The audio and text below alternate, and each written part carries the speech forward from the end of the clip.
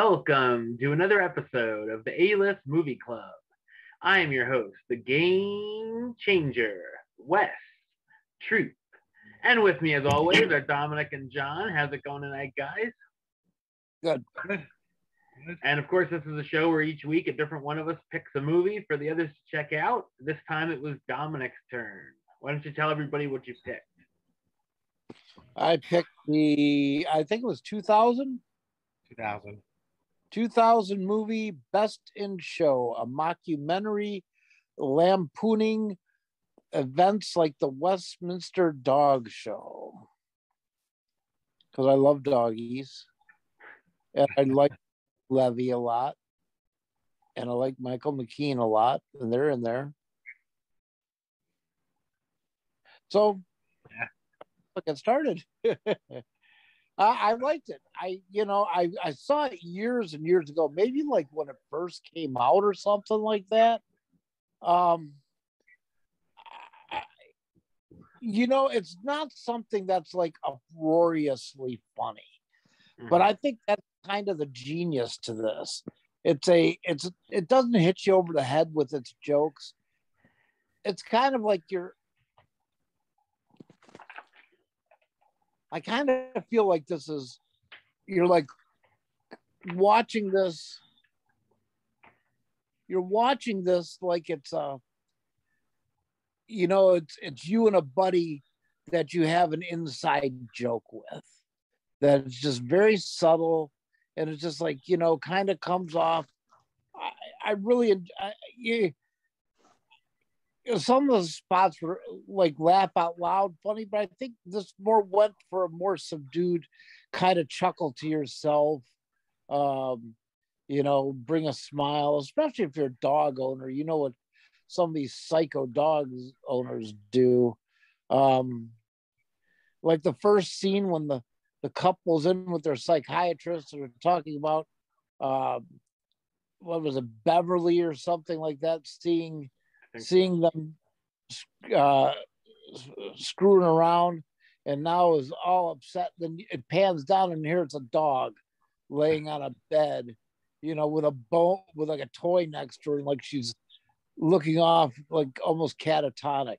So like stuff like that I really enjoyed.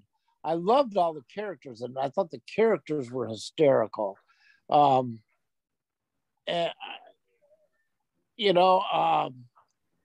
I really enjoyed it. That's all I can say is I enjoyed the movie a lot. The mockumentary style can some people like it. I'm one of those that do, and some people just can't stand it. So, all right, I've said my piece. I've never seen it before, and I've never seen any of, was it Christopher Guest? I've never seen any of his other movies. You never saw Spinal Tap? Oh yeah, Spinal Tap I did, yes. Yeah. But I didn't see, what does he have? Waiting for Guffman, and he's got another one. Yeah. For your consideration. Yeah, I haven't seen any of his other ones. I agree with you, Dom. It's not like a rolling in the aisles, crying because I'm laughing so much kind of comedy. Right. It's like a satire, I guess. Is that how they call it? It's a and I like that, like you said, like there may be a joke that I laugh at that someone else may not laugh at, but they may laugh at something that I don't. Like it sort of depends upon where it hits you with the humor. I like that it didn't like put down these people. Like it wasn't making fun of them that they're so into these dog shows.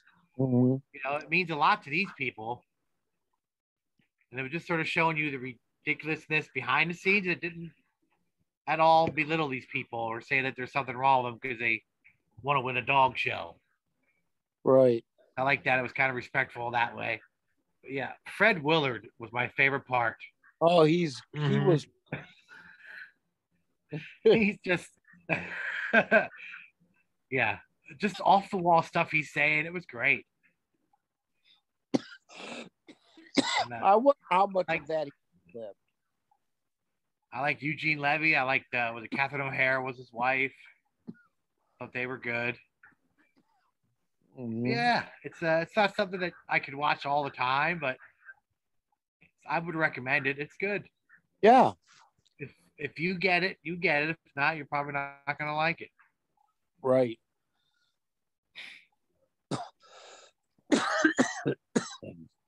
Go ahead, Wesley. I agree with both of you guys on a lot of stuff. Many of these actors are in those other movies that he did as well. Or a lot of like these type of movies. I like the mockumentary style as it's, like you guys said, a satire showing these crazy dog owners. And I feel like this type of thing inspired like The Office and Modern Family and other things like, that we've grown accustomed to that became popular over the years. It's a pretty simple story. You meet the contestants, you follow the journey to Philly, by the way, which is cool. The competition, and you see that, and then you get like the aftermath of what happens afterwards, like a few months later. Like most ensemble movies, some of the characters and stories are more likable than others, but I thought they were all pretty good. At least there were none where like, oh god, not this story again. There were some fun, wacky antics, like losing the dog toy, where you can only get a specific. It has to be the bumblebee. The credit card declining. I remembered that. I had seen this movie 5-6 years ago. I reviewed it for the channel, and I'm like, oh, I like it. There would be scenes where I remember certain things. Like that. I'm like, oh, I think this is where the credit card declined.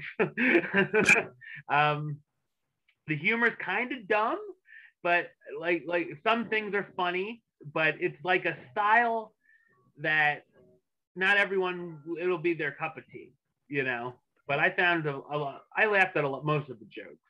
And like you said, John, I love Fred Willard as the commentator at the dog show. I feel like there was a lot of improv going on there, which I'm sure you'll tell us in the trivia about improv. And that can be very hit and miss in movies, and I feel like that hit well here. But like a lot of today's comedies, what still comes out in today of comedy, it just is awful when they just go like improv route. Like a lot of recent Will Ferrell movies, where it's like, oh no, I'm the producer and this is funny, so we're going with 2 hours of me doing improv. So I was glad that the improv worked. And of course, I love seeing the dogs themselves. So yeah, I enjoyed it. I like the Michael McKean. Like they never sort of came out and said he was. He just sort of implied. Yeah. But he didn't like want to kiss him or hug him. He was just sort of like, there's a weird dynamic going on there. Like, yeah, I like those two. They were funny. Yeah. I didn't like Parker Posey and her husband or whatever. Yeah, they were probably like my least favorite. Yeah, they were just a little too much. Like, yeah, like that whole thing about like the lattes or whatever they were talking about. I'm like, all right. We get it. Some things did drag on a little too long. Like the joke about Catherine O'Hara being a slut back in the day. It was like, all right, we get it. Maybe 2 or 3 times, but 5's kind of overkill now. Yeah, every guy she met knew her. Yeah. Yeah. Mm-hmm. Yeah. But yeah, it was good. I like the their room was the closet, the utility closet or whatever at the hotel. And they were just like cool with giving them that. Like, we're gonna make this right. Yeah, it was good. Like it's if you get it, you get it, Right. Mm-hmm. Yep. So like I liked Jim Carrey's Cable Guy, I thought was funny. Some people hated it. Right. Yeah, because it's like dark comedy. It's so different than what he had done before. You were expecting something like Dumb and Dumber or The Mask or whatever, and then you're like, "What's this?" Yeah. Mm-hmm. So I get some trivia. All right. Fred Willard was specifically instructed not to do any research on dogs. Jim Piddock, the other guy, was told to do a lot of research so he'd be more knowledgeable. Several people thought that the other guy was an actual announcer for dog shows. I did. He's not an actor. Oh, wow. Yeah, I thought he was legit. Yeah. Parker Posey got real braces for her character. Wow. Fred Willard's character was based on baseball legend Joe Garagiola. Joe Garagiola. There you go. He co-hosted the Westminster Kennel Dog Show for years. I guess he was the same way, kind of had no clue what was going on and just ask off-the-wall questions. Here you go. This is a shared universe movie. When a manager of the hotel mentioned that a rock band trashed the room, that rock band was the band from Spinal Tap. Wow, the MCU before the MCU. Much of the film was improvised. The script was only 16 pages long. Wow. Wow. Years before working on this film, Christopher Guest wrote down the words "catalog people" on a piece of paper. That turned into that Parker Posey couple. They kept ordering stuff out of the catalog, and they think they're like snooty because they order stuff out of there. That's funny. Real judges and handlers were used for most of the judges. Professional handlers also served as technical advisors for the actors and how to handle the dogs. Dominic thought Aunt B was one of the judges from Andy Griffith. At first, it looked like her. I realized she would have been long dead by then.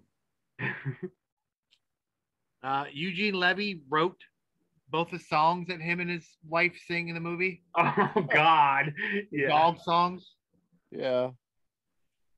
Fred Willard shot his entire part in a day and a half. That makes sense. No actual dog show would allow them permission to film, so they built their own set. Wow.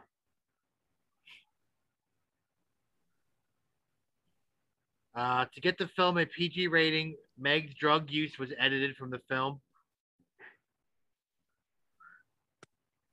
Premiere Magazine voted as one of the 50 greatest comedies of all time in 2006. Wow.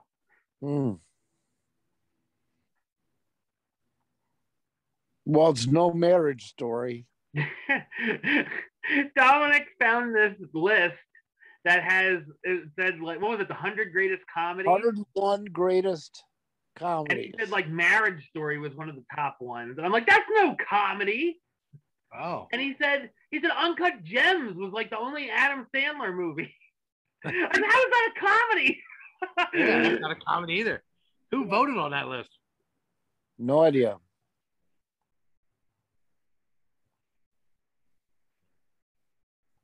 It's not actually filmed in Philadelphia. Okay. It's filmed in Canada and Florida. That's all I got. All right, let's rate this thing. I'll start it off. I'm going to give it a solid 8. Maybe even a little bit more, but I'll if we were doing points, it'd be probably like an 8.5 or 8.4 for me. So yeah, I was thinking that too. I'll go with an 8. Yeah, I wasn't bored. I was entertained. Good. And I will go with an 8 as well. So straight 8. There you go. All right. So now I'm almost dreading to hear what pick you've got, John. Wow. No, the last one was fine, I think. Last one was it? What was your last movie? I don't remember what the last movie was. Me either. I don't remember what it was. I don't remember. It was only 2 picks ago. I know that. So this I saw when it first came out, but I haven't seen it since, so it'll be kind of like it's new to me. It's a really good cast. It's directed by James Mangold, who did Logan. Mm-hmm. So it's one of his early ones.